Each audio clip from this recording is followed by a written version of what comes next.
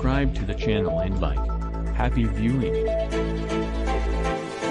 Sri Lanka proposes privatizing national airline amid crisis.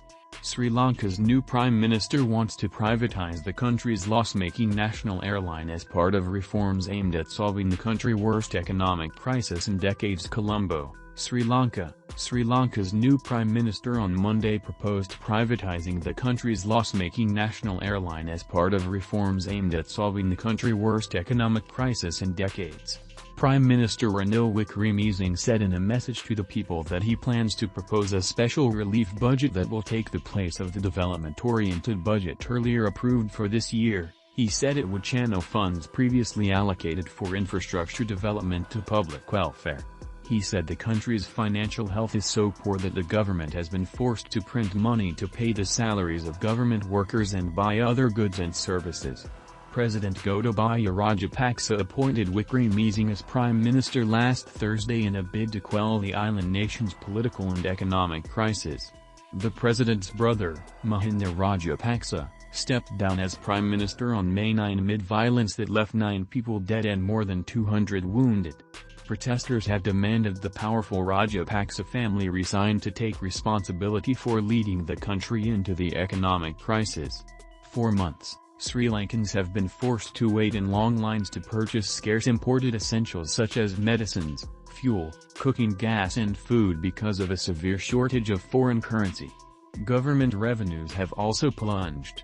Wickremesinghe said Sri Lankan Airlines lost about $123 million in the 2020-2021 fiscal year, which ended in March, and its aggregate losses exceeded $1 billion as of March 2021.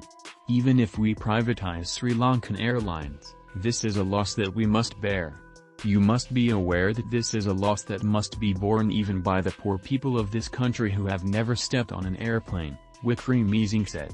Sri Lankan Airlines was managed by Emirates Airlines from 1998 to 2008. Sri Lanka is nearly bankrupt and has suspended repayment of about $7 billion in foreign loans due this year out of $25 billion to be repaid by 2026.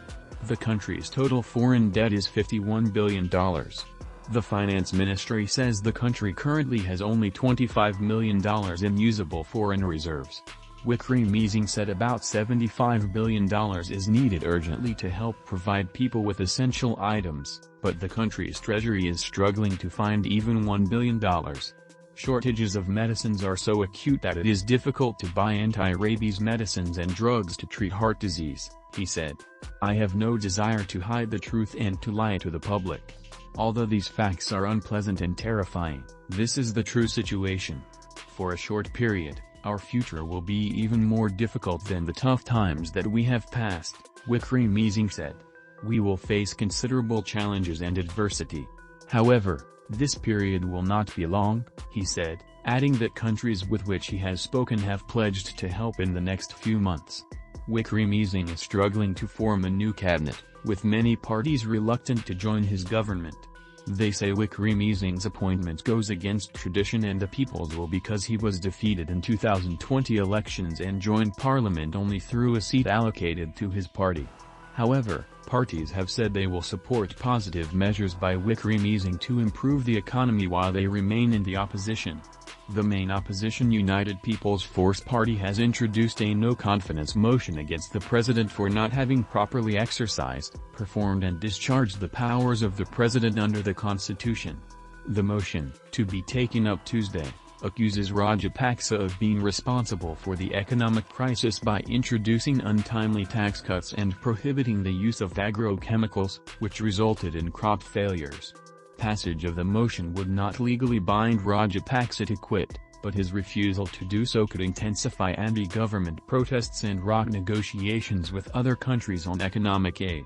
A challenge of Wickremesinghe's appointment could also endanger the negotiations, which he leads. That's all, thanks for watching, and see you in the next video.